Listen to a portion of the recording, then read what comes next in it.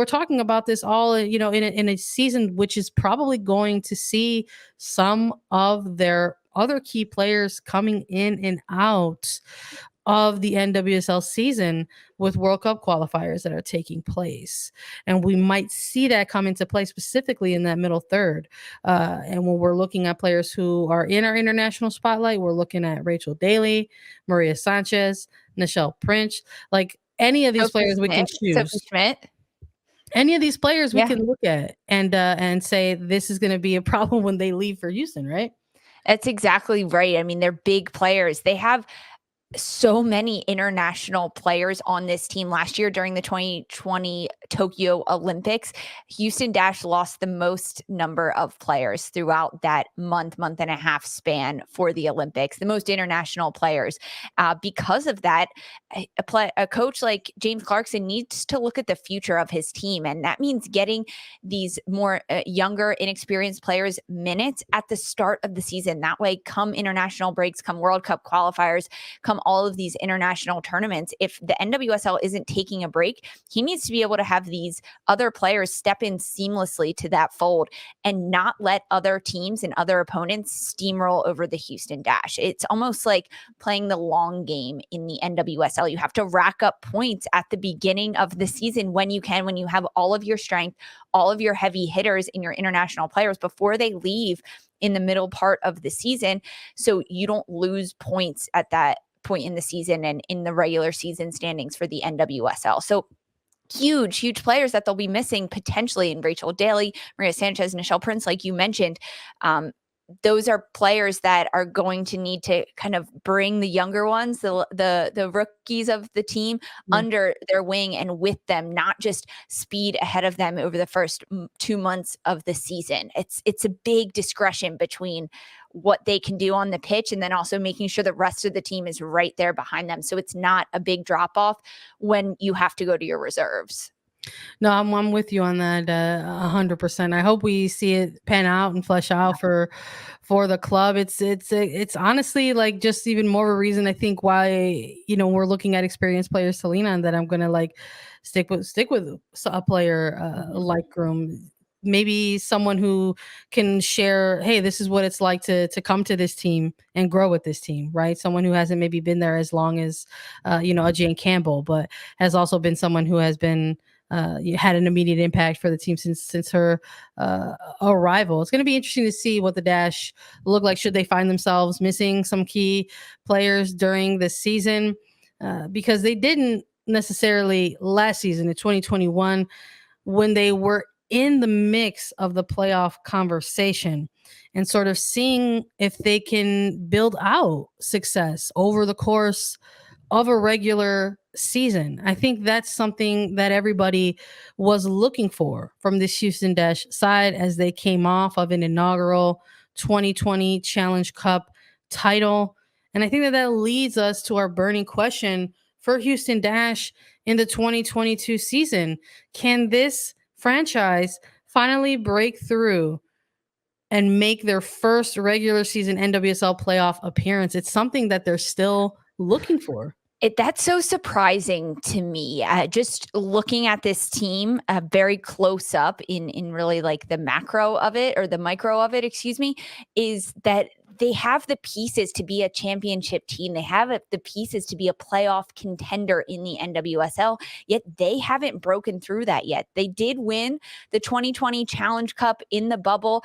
I think that was they had a chip on their shoulder throughout that tournament. They had something to prove, but now can they actually break through to the regular season playoffs with the expanded playoff? Last year and now moving forward with 6 teams, they have a better shot, but also 12 teams now in the league.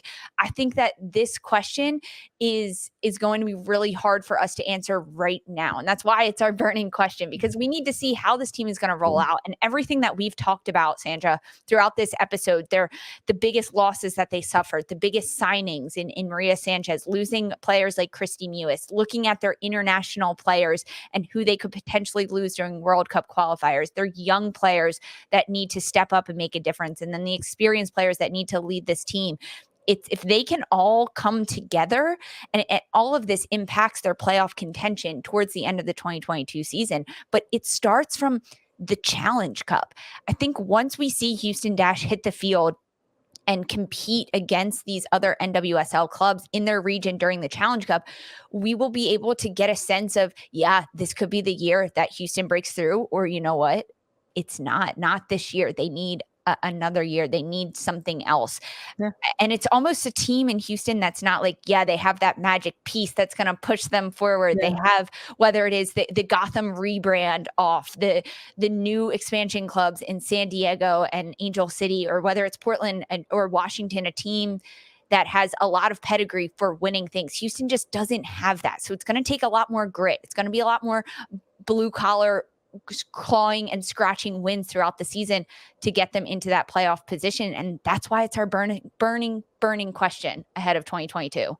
Yeah, I like what they're bringing in this preseason. I like that they kind of came in with maybe a smaller roster versus a larger roster for preseason versus some other teams, right? It allows for, forced interaction, right? You're going to get to know your teammates pretty quickly. The few, I guess, the smaller the preseason is. In terms of the personnel involved, I like that James Clarkson and this franchise have, are recognizing the importance of getting preseason scrimmages in. This is the only club that's going to head out of the United States for a preseason match. They're going to be heading to Mexico City to take on Pumas Femenil, and that's going to be taking place on March 8th, I believe, and they're the only club that's going to do that, compared to some are traveling domestically within the United States, but they're leaving to go and have that experience and try to have the bonding that could come with having that type of event for themselves. So I mean, I think there's a lot, like you said, Lisa, a lot of good pieces there. There's a lot of good intentions. There's a lot of talent across each line.